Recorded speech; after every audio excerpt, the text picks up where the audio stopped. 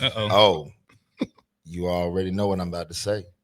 What's the donut without the glaze? They still exist. Emery, what's his last name? Play with United. Oh, Light skinned Emery. I know you're talking about. Where is he at now? He's at United with Cook. Okay. I seen him at the Queen's University camp. Okay. Best guard in there. At a young age, best guard in there. And it was night and day. I seen kids older than him. It still exists, Q, to answer your question. And this kid had a phenomenal year with United under Cook. We like to give this is a part of the show where we just give my Glaze flowers. Yeah, give him his he flowers. give us flowers. We're not gonna call it what we. Hey, listen, listen. This is actually a toned down Glaze King section. He usually bring out the donuts and go crazy. Right. I left the T-shirt at home. I was leaving to work. I was gonna wear it today. You know what I'm saying? Damn. Look. But He listen, said, "Damn." And I'm gonna tell you. Look, I'm gonna tell you something. Check this out. I had 2 kids work out with me. They starting to work out with me. Yeah. And the dad was like, "Yo, my kids was about to bring you donuts to the workout because they watched and they like, yo, bring the Glaze." Hey, look, to that man, point, you get free Krispy Kreme. Hey, now. I don't know about get that. donuts off of this. Krispy Kreme, what a sponsorship. But back to Emery, he had a solid year at Team United, and I watched him at the Queen's camp. The slow to fast, the pace, he played defense. I want to say either Charlotte Christian or Charlotte Latin, one of them. Don't get me. I got you. His dad said one of those. Don't get me lying, but got you. But I talked to him briefly, but I watched him. The 3-ball, he shoots it at a high clip. When they play under the screen, he know what to do. When they try to jam the screen, like everything he did was like perfect. And I told him, I said, I'm gonna say this because we a village. I seen him afterwards, and his dad was walking out with him. His dad always looked mean and stuff. And I said, Emery, I'm gonna tell you this. Your daddy ain't gonna say it because he wants you to keep working. Don't get bored with it. But I'm like, bro, you was the best guard in there. Yeah. If he don't say it to you, I'm gonna say it to you. Keep working. You know what I'm saying? So shout out to Emery. I don't know his last name, but that kid looked amazing. And there was another kid in there. Back to Daddy Ball. Hey, stop having them talks with your kid in the car. Stop that. Oh, it's a camp. No. It's a camp. Nah, I paid for that. Yeah. I paid for it. He gonna get off. I paid for that now. It's a camp. Trey said don't talk to your kid in the car. Man, look, let me tell you something. Go ahead, talk to us. Look, bro. I seen the kid shoot a corner 3 and it missed everything. He came back down, shot it, hit the side of the backboard. I'm looking at my man like, I ain't tripping him. He's like, nah, he's terrible. And again, we're not saying the kid's name and that, but it was bad because he should have known better. He was old enough. He looked like a junior. Mm-hmm. He should have known better. Just because you paid for the camp, don't go 0 for 8 in front of college coaches. And he did go 0 for 8, bro. Nah, I will say at those camps, though, you do see some kids that came with bad intentions. Yeah. Yes. Oh, my goodness. A few camps that I attended with my son, it was like you seen some kids that really were trying to show their IQ, and then you seen some kids that was like, really, bro? You know what I mean? Like you really going to take that shot, make that move. Let me ask you these this, coaches. Just saying exactly what you're. Are these kids that are probably sophomores going to the juniors, or juniors going to the seniors, and if they are these kids that are probably under recruited at the moment? I'm gonna tell you this, and so that they feel like they got to try and get it all out. I think it's a kid that had the wrong talk with their daddy. Oh no, I think nah, for sure. But I'm sure that that's hey, also Dad, true. stop doing this to these boys, man. Nah, but listen. No, look, go ahead. I can see if it was Zion that can shoot. Yeah. When you seen the kid's mechanics, you knew he couldn't shoot. Yeah. So at that point, no, I ain't gonna. You should have had hand signals, bro. Like, hey, Trey, but was he a junior, senior? Bro, he looked like a junior. He was trying to get it all. No, you don't do it that way. No, I mean, but you can see the difference though. time. Like you do see the difference between a guy you could tell is being recruited in one. Well, like, you could tell one that's he's like landing all on the line. Yeah, he gets some interest. Yeah, and you that's could what I'm tell trying to build. with some of them kids, that's what they were doing. You could tell what kids were literally there because it looked nasty to Wayne. This kid wasn't being recruited. No, that's the point. Oh. That's because saying. I mean that's why he was doing that. And I've only been to 2 camps, and I'm not gonna say what camp that's which way though. But at the camp, I can tell that the main court was the court that the guys were being recruited. Yeah. I could tell the outside courts were the courts where they paid the money. They was there. I ain't gonna say that, but because I'm not gonna throw nobody in the book. I just say it is what it is. I just say 150. They were very, very future prospects, maybe very young. Yeah. Or they paid 150 to get to the. You know, you may there was a development. You may get some academic money to come to school. You know, that's all I can say. But you can tell the emphasis on to have the kids that were highly talented there to compete against each other. Yeah. And amongst that, you seen kids that were blessed to be in that situation and were trying to take full advantage of it. And you'd be like, nah, bro, they ain't what it is. It was some that was used to it.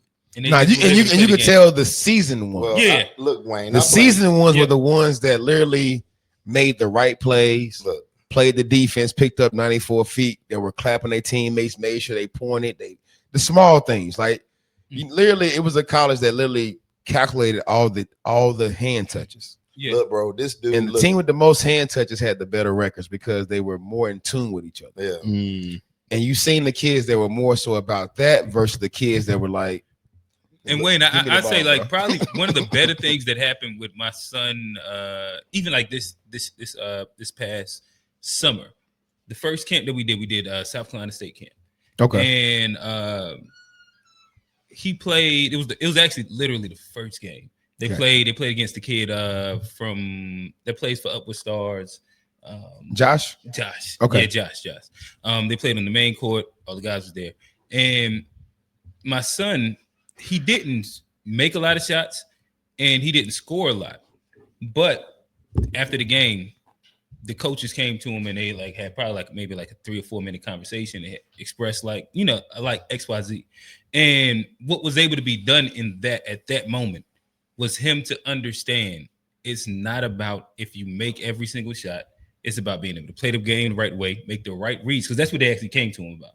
It's like you made some reads that some of our guys right now can't make. And like length, size, XYZ. Run that back. Because that's what I was getting to. Run that back. Oh, well, about the shots. Right. But I blame the coach and the daddy. Yeah. But that's the thing. He's supposed to do what? Play the right way. I guess if we're giving advice now, I think that's a bigger thing as a kid. And as a parent, you should be able to understand, especially when you're going inside these spaces. Yeah. Of course, you want your kid to do the metric thing, so like get the big dunk, get the big whatever. But a lot of what these coaches are looking at, and my son, like I said, we was blessed early on, so then he was able to kind of like chill out and not have to try to think that he had to do too much. Mm-hmm. Like his first little piece of interest came off of him making plays that had nothing to do with him scoring. He might have scored like 7 points that game. Yeah, that's still a lot though in a pickup game. Well, this is team camp, but okay. Yeah. But inside that, he missed more shots than he made. Yeah, and like I said, like he didn't have the best shooting game. But the team won though. The team won, and he made good plays. He wasn't forcing nothing. He was running the point. He was like this was like right now. They were de facto. They're very de facto right there. It's not necessarily 1 point guard. It's necessarily who's pushing the moment, who's making the right read. It's so he's kind of getting recruited as like a point/combo. And so during that time, he like the second after a couple subs, he runs point. Yeah. He starts off ball, then he runs point after 1 or 2 subs. Yeah. And that's kind of like where he's kind of getting recruited at right now. So they was able to see, all right, you can play off ball. When you're on ball, you make smart decisions. And like you fit the metrics of what we look at for that size or whatever. But saying all that to say, it made it to where he didn't have to try and jack bad shots and stuff later on because of he got like an understanding of, I'm not being recruited to make tough shots. Like they're caring about like these small little things, like the defense and being able to guard your position and like your body what and with the reads are basketball the right way. Right. And I think that more parents, more kids need to understand that piece where you can get 20 ugly points and still not get recruited. You can get 7, 8, you know what I mean? Regular points, but made a bunch of really good reads. Like you said, Emery stuck out the page because he probably was doing something different. No, it was reads. It was like, all right, he's playing the game the right way. Going to what you were saying, G, where like a lot of kids can't do that. That sticks out almost as much as somebody that's tomahawk two hands. Well, there are only so many defined roles. Right. And I feel like what gets misconstrued is a school is not recruiting you for what you think they are at time. But outside those specialized skills, you're a prep school kid, probably. That part. Yeah. Those 4 specialized skills, right? Shooting, defending, shot blocking, rebounding, dunking. Or I say the 5th one, being able to handle the ball and get where you want to get to at any point in time of the game. Like those are the 5 defined skills. Anything outside of that is energy. It's effort. Yes. You know what I mean? So to think that you're being recruited to come into school, any school, and average more than a guy that's already been there. Now, mind you, we're talking about in this new era of 2 or 3 it's only 2 or 3 18, 19-year-olds coming in. Other than that, they're 22, 23, 24. You know, they're grown-ass men. Yeah. So your skill set, of course, is not going to be, I need you to come and average this. It's going to be a star in what you do best and be the best teammate ever. Yeah, unless you're one of them ones. Find your role, man. Find your role. Find what's going to get you on the court. You know what I'm saying? I know when I came off ACL injury, for me, my way to get back on the court was, knowing what to do when the coach called us out. That part. He's trusting me. You. More and more I started playing, I started getting more playing time. But I also think that also came with kids that play up. Like, I'm talking about at the local rec, when I'm playing with the guys in the rec. Oh, no, for sure. Oh, young blood. But you better cut back door. That part. You better stop standing. Yeah. You better go get a rebound if you want a shot. So I think things like that is huge as far as if a kid can play. But back to what I was saying earlier, man, like if you really don't know that little stuff though, and it's people think it's little, but it's actually huge. And why they was recruiting your son, because he can make those reads. Right. And I think that's big, man. I think you can learn how to make those reads, but I think that learning comes through playing though. More than training, experience, and everything. That kind of goes like to like how you choose what you do during your summer, like who you play with. Like sometimes it may look good to play with the name and be a part of something that you know what I'm talking about. We're talking about the parents and everything like that. People like love to fall into. I'm associated with this lane or that lane versus the lane that allows your kid to flourish and grow their game and be seen. Like we just hoop. I would say it is not a pub list. I would say, like, for me and him, our 2 sons played on maybe the 3rd or 4th ranked circuit this past summer with the New Balance, right? Given Nike, New Balance, I said Nike, Adidas, and Under Armour. You know, saying like, what is how it may rank amongst those outside? It is what it is. Coaches are still there though.